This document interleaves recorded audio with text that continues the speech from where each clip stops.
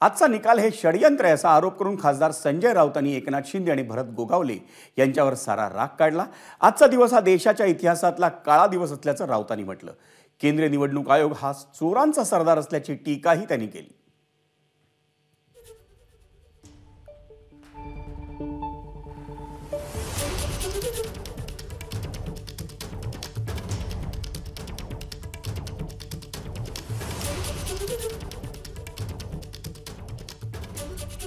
Technical मुद्दों पर बात होनी चाहिए। उन्होंने कहा कोई टेक्निकल मुद्दा नहीं है। उन्होंने कहा कि टेक्निकल मुद्दे पर शिवसेना नहीं बनी है। कौन एकनाथ शिंदे, कोई एकनाथ शिंदे, कौन भरत गोगावले, उनकी औकात क्या है, कौन विधानसभा स्पीकर, वो तय करेगा। 40 एमएलए निकल गए तो पार्टी उनकी हो गई।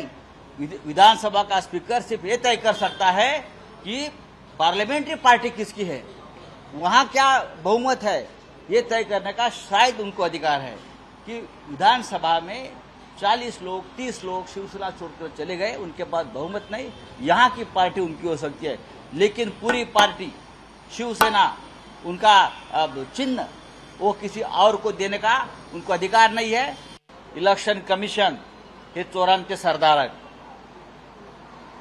सर्वोच्च न्यायालयाने दिलेला निर्णय काय आहे? भरत गोगावले बेकायदेशीर व्हीप आहे, सुनील प्रभू हे खरे व्हीप आहेत, गव्हर्नरची केलेली संपूर्ण कृती बेकायदेशीर आहे, गव्हर्नरला बहुमत ठरवण्याचा अधिकार नाही हे सर्वोच्च न्यायालयाने सांगितलेलं आहे।